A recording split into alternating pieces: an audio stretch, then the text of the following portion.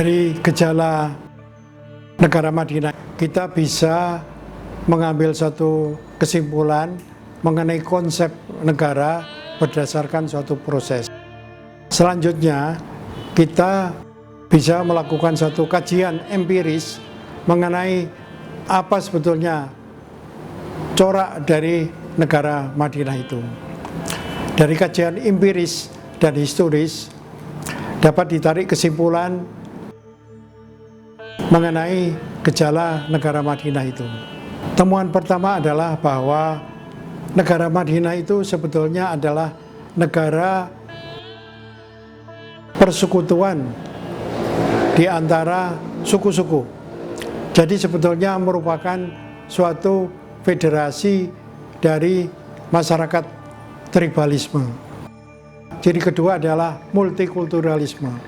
Jadi ketika negara Madinah pertama kali dibentuk oleh Nabi SAW, di situ masyarakatnya terdiri dari berbagai subkultur, misalnya subkultur Yahudi, subkultur Nasrani, dan bahkan juga subkultur tradisi masyarakat Arab yang bersifat politeisme.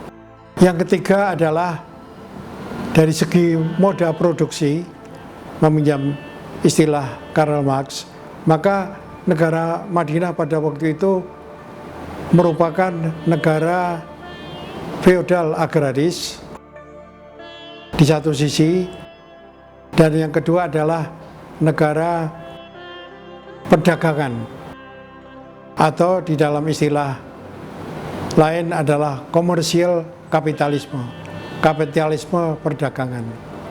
Ciri utama dari kapitalisme perdagangan itu adalah perdagangan jarak jauh dengan berbagai negara, termasuk dengan negara-negara di timur, yaitu Cina, yang sudah ada pada zaman Nabi.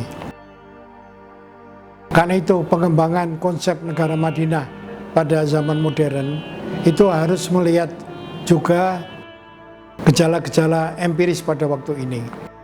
Pada waktu ini, pada zaman modern itu, masyarakat sudah berubah dari masyarakat multikultural yang terpisah-pisah menjadi masyarakat plural yang terintegrasi, karena ada interaksi yang langsung di antara kelompok-kelompok masyarakat itu.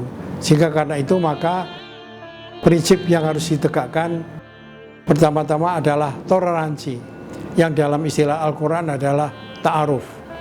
Yang kedua, tribalisme itu sebetulnya sudah difederasikan dan diintegrasikan di dalam negara Madinah oleh Nabi, sehingga karena itu maka konsep baru negara Madinah itu seharusnya adalah kebangsaan. Dan ketiga, di masa ini pada zaman modern telah terjadi perkembangan moda produksi ke arah yang lebih lanjut, yaitu ke arah kapitalisme dan bahkan juga sosialisme. Nah, berdasarkan ajaran Al-Quran, maka dapat diambil kesimpulan bahwa moda produksi pada zaman modern berdasarkan ajaran Islam itu adalah kesejahteraan sosial.